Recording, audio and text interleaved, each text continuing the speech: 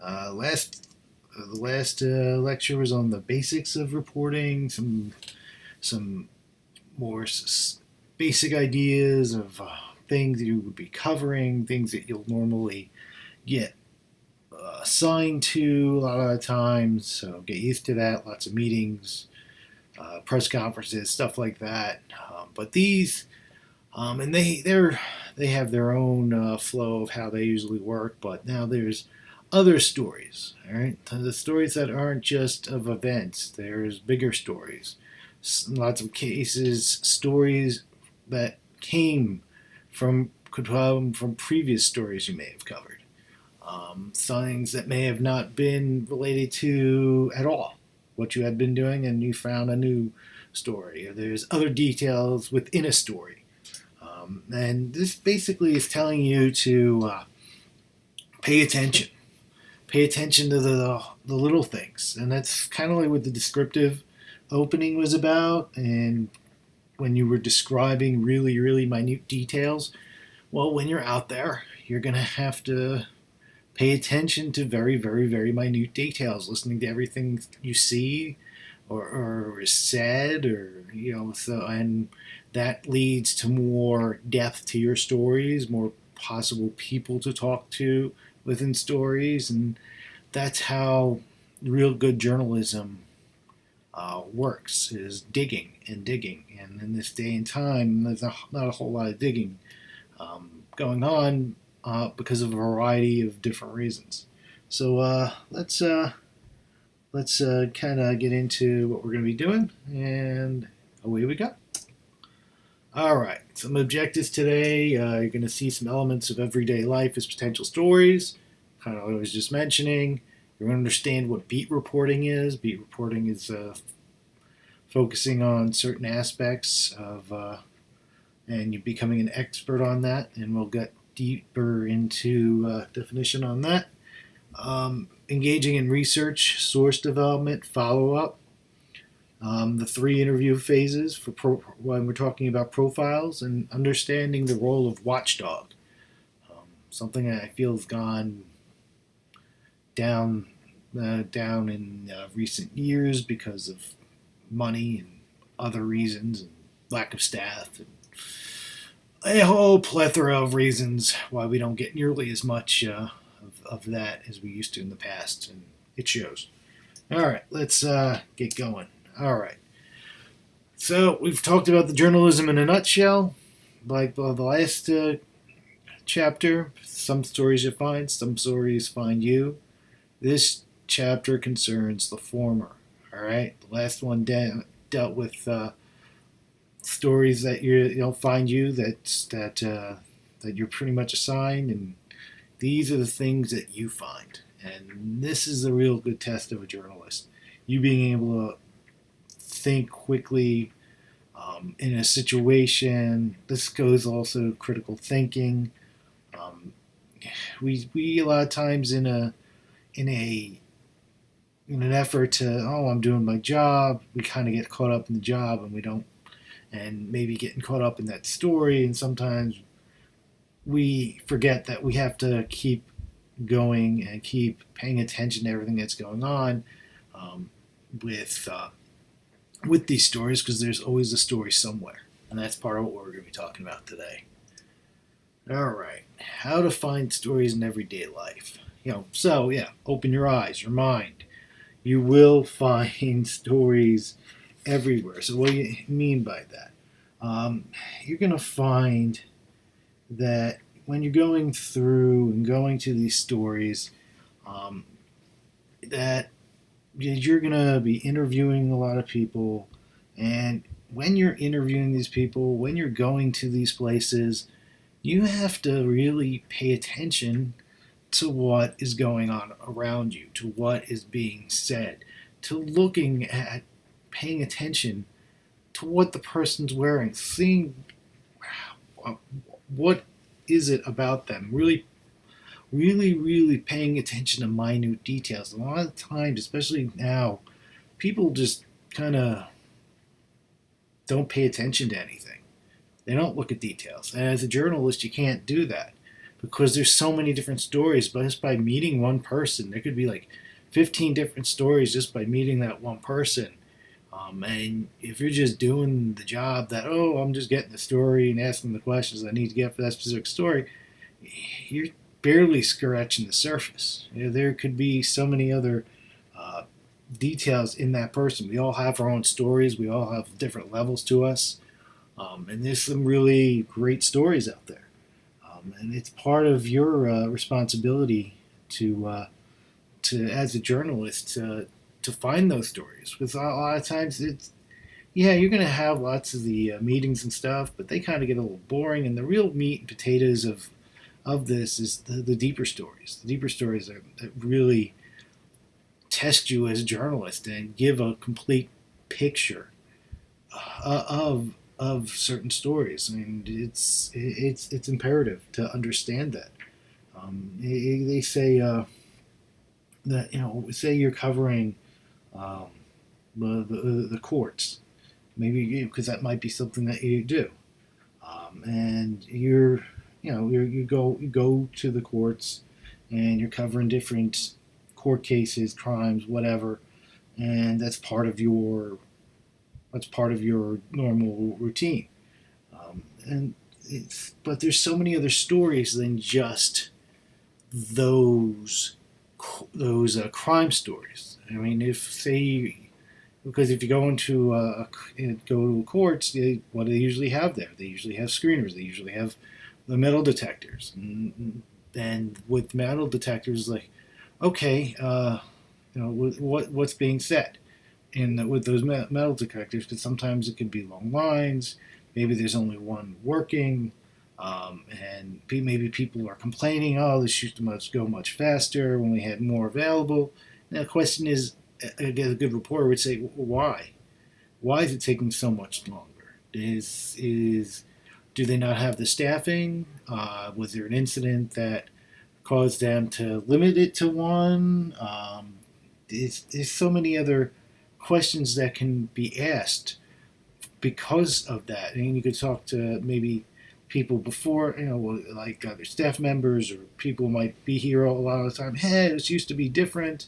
Why was it different? I mean, there's so many questions to that. It's did budgetary concerns change it? Did they have to cut down staffing? Did they technology not work? Or is there? It's just to find out the answers. Maybe it's just a simple answer, but that one simple answer, those answers might there might be a whole heck of a lot more. There might be a whole lot more levels to it, and which could become a much bigger story. And just by you being screened, going through the experience of go to the court and going through the metal detector, um, but in really listening and paying attention to what things are going on, um, it brings up a whole other list of questions that can build into a new story. So that's what we're talking about. It's really paying attention when you're going through it. Don't get tunnel vision, right? You always have to be on, even when you're not actually reporting. And as you do it for a while, it becomes just part of your nature and part of who you are. And then even when you're on your own and just in a social situation, you probably won't be able to turn it off. But at first, you have to really start thinking deeper, and it takes some time to work on that. Just like working out anything, you got to work that out, and so it becomes easier and just second nature for you. Why? Because you have to be inquisitive. You want to be a journalist, you got to be inquisitive. You got to see things in more than just what is presented to you. You have to think at a different level. It's like, is there more of a story here? And it shouldn't. At first, it's probably going to be a little harder to figure it out, to think like that. But as you do it more and more, it's going to start hitting you, and you're not even going to think about it. Everything's going to be a story to you. You're always going to be looking around, paying attention to any given situation, listening, and seeing how things work. And that's a big part of this. So yeah, so stop tuning out. Um, like I said, you're gonna. It's easy to get tunnel vision in what you're doing. You have to pay attention, and especially in this day and time that we live in with social media and our headsets, and it's just easier to stay focused on what you're into, what you like. You can't just do that because you're not going to be able, you're limiting your scope, you're limiting your options to being a good journalist. You're limiting your sources. You're basically living in a box and looking through in your hand with a little hole at the end of it and looking at the world that way. That's not going to do you any good. It makes you feel comfortable, but it's about getting out of your comfort zone. It's forcing yourself to open your eyes. It's forcing yourself to really pay attention to what's going on around you. I see it all the time. People just, oh, got to get from point A to point B and just get done what I need to get done. And you can't do it. Good journalists, if you want to be a good journalist, you have to pay attention to all these things. If you don't, you're not going to be a good journalist. You're not going to, and it makes you more appreciative of life. It makes you a more complete person. Yeah, these technologies that we have has done some good things for us, but it's also made us hermits in a way. We're only going to look at what we want to look at and pay attention to what we and retreat from life and retreat from other opportunities, learning more about more things and learning more about ourselves and developing more as complete human beings. So you gotta get out of just staying locked into what's comfortable for you, and it's a big part. It's you gotta pay attention. Look for the simple things. It's it could be little thing. Not every story is going to be this monster story that this person has a cure for cancer, or there's some revolutionary new thing. It's not going to be everything's not going to be a monster story. There are so many different stories. They say there's a million stories in the Naked City. It's an old television reference, but there really are. There's all these people out there, and we have all these different layers, and we all have histories. And sometimes you can see the histories in their faces, what they wear, on people's arms, jewelry that they wear. There's so many different things that just tell people who they are and show a history of that person, and we don't even realize it. It's for example, say you might be talking to a priest. Okay, yes, a priest, and they said he talked to a priest, and as you notice in your interview, it's like, oh, you see like a faded tattoo on there, and it was like a military tattoo. Well, there's a story in there. For priests, I mean, what did they do?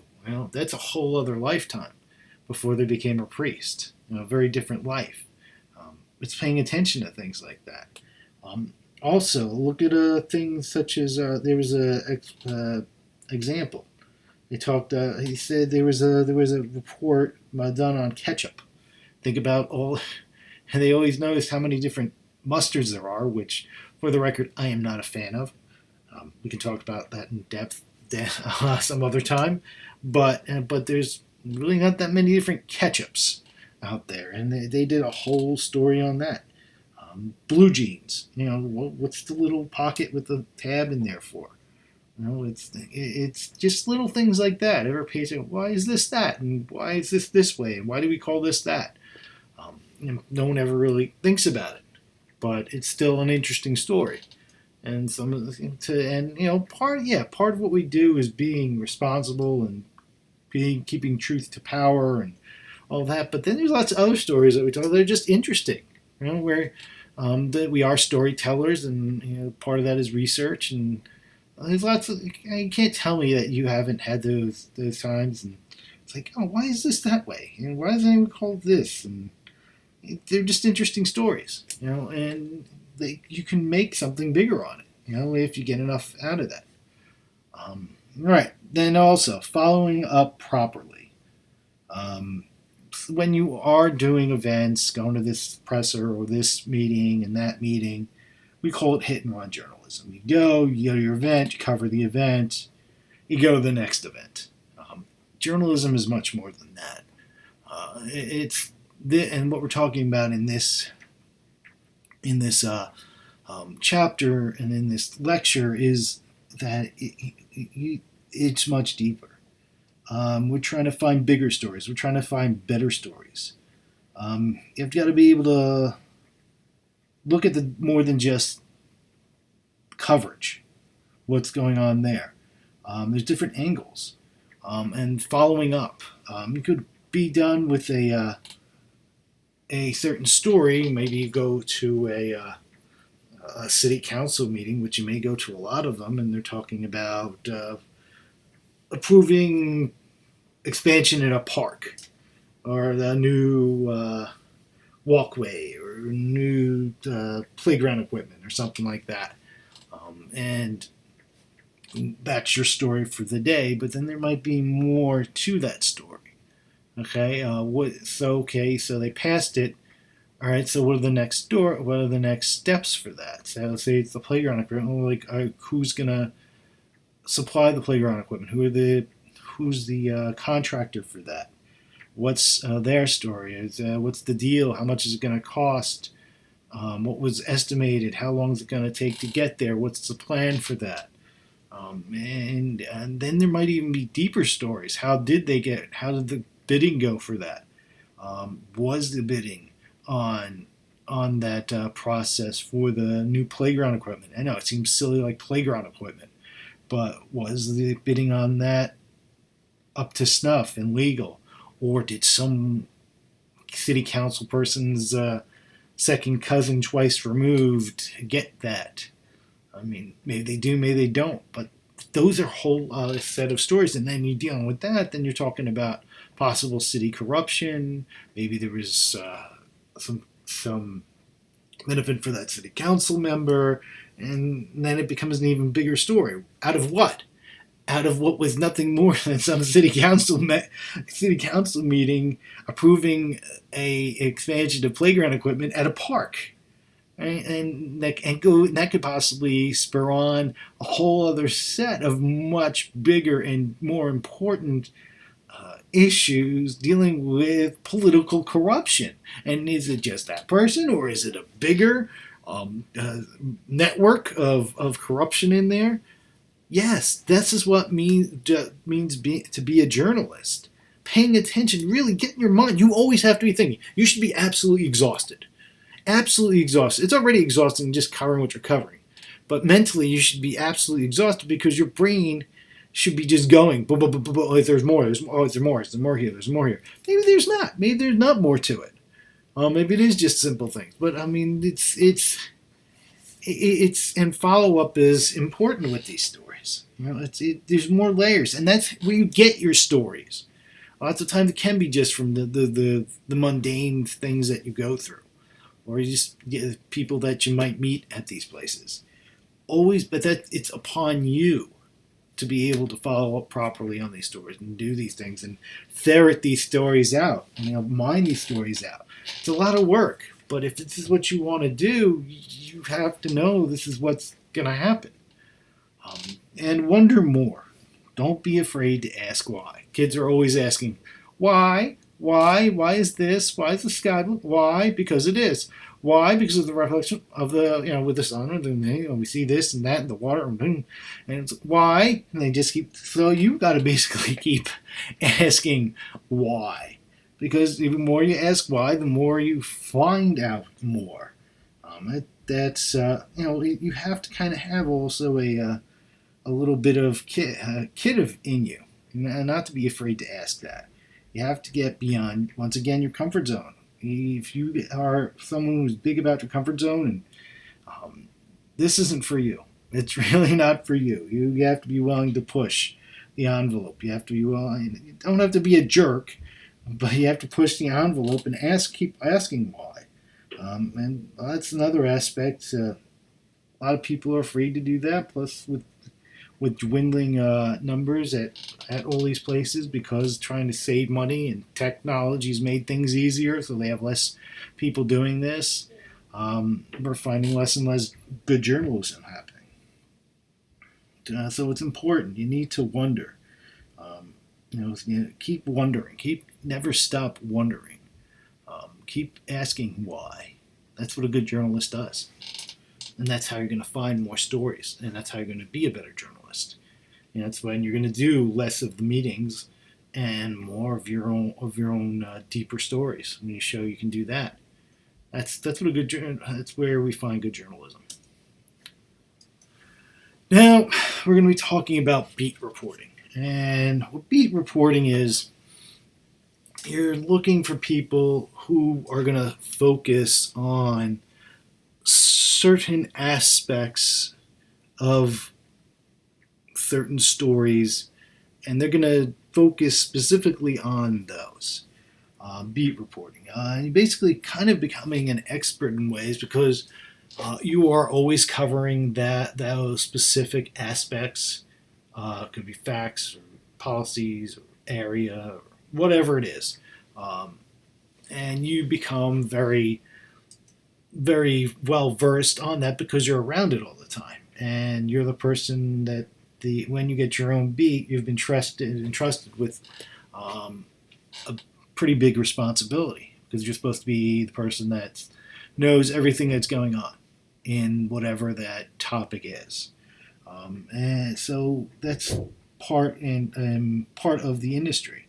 Yeah, you're going to do general assignments. You're going to do a lot of general assignments, going from one thing to another when you first start. But as you get on in your career, they're probably going to want you to start really focusing on specific things. And there's a few different types of beats, and we're going to talk about them. Okay. All right. First one you got is thematic beats. It could be education, it could be sports, it could be even deeper subject matter. You could go in, if not just be sports, it could be boys' high school sports, girls' high school sports. It could be, it may even go deeper, depending on how many people are working at your outlet, how much money they have to spread out to different people. It could be a specific sport, maybe a specific football coverage of a given area. It could be any number of different things. It could be education. It could be government. It could be or maybe it's just City Hall, and where I come from Harrisburg. We talk about City Hall, and that could mean the governor, the mayor. And then the city council, and because it's in the same City Hall holds both, so everything that's going on at City Hall. So that's one thing. And if it is education, is it K through 12? Is it higher education? Is it all education? These are general, specific, but just things that you would be focusing on. I know someone who was like at Fox News. He was the religion and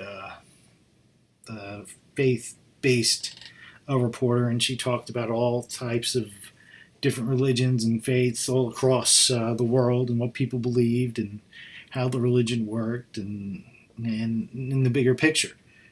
And so you'll find different people doing different things. Then there's geographic beats, cities, neighborhoods. When I think of geographic beats around here in the Lancaster area, where I've been for the last almost 13 years now. We're going on 13 years very, very soon. WGAL, the highest rated TV station in our market, they have the York beat reporter, the York County beat reporter, Ed Weinstock. He's this grizzled old, he's been doing it long before I was in it, and he's always been the York County beat reporter. He does everything York County. Doesn't get out anywhere outside of York County. York County's got a good bit of area, quite a bit goes on there. He is Ed Weinstock, grizzled old guy. Been doing it for years. Every time you go to a store, you know he's going to be there if it's in York County. Ed Weinstock. And he's still doing it to this day. He'll probably do it till his last dying breath. Will probably be on a story about York County. And his death will be would be a monstrous story at York County. Obviously, he won't be able to cover it himself, but I would think that maybe he might have already created that obit. Just to let you know, we do create obits in TV news for people we know who might not be with us much longer, and they're of a celebrity nature. Yeah, it's kind of gruesome, but if you know it's going to happen, so when it does happen, it's already done, and maybe they just have to add a little something at the end. But it doesn't take too long to break it out and be able to air it. So just a little bit of news there. Kind of gruesome, but it's part of it. But yeah, so the geographic beats. Just finding, it could be a city, it could be a county, it could be a certain neighborhood, depending on how big the area that you are at, and you focus on everything and anything within that area. So that could be crime, that could be meetings, that could be corruption, that could be good news, it could be parades, it could be barbecues or festivals, or just everything and anything that is in that geographic area. It could be good news, it could be bad news, it could be weather. I mean, whatever. It's kind of like a general assignment reporter, but a general assignment reporter for a specific area. And then you get to really know the people in that area very, very well, because you're constantly seeing them over and over and over and over again. So that's one kind of beat that any one of you could be working on. So it's and it all depends. Depends on the outlet that you're going to, their needs, what they cover, how they cover it. Usually find in a lot of them they do have certain geographic beats. That's one of the more basic beats that's out there. And then they've got conceptual beats. This is a little more abstract. Sometimes things don't fit in either in geographic or thematic beats. Sometimes it's data driven and dealing with objects, things such as multiculturalism. And just it's much more abstract. There's a lot of data in there, and sometimes it can be things such as you could be taking things from other beats and going deeper into it, like political donors, looking at examining political donations from government, and then you're digging deeper into that. But there's bigger issues within that. It could be gender gaps for advancement in work or pay. There's so many different. It's because it's not necessarily. It's they're topics that are bigger picture, and it's different. It's not geographic, it's not thematic, it's dealing with issues and things of that nature that don't fit within the other two, but they might come from what you do in conceptual might come from a geographic beat, or might come from a thematic beat. So if you've got people who are doing the thematic and geographic beats, and you're in this conceptual beats aspect, you'll get some information from them, and then you'll take it to a whole other level and bring a different angle to it, and a different scope to it.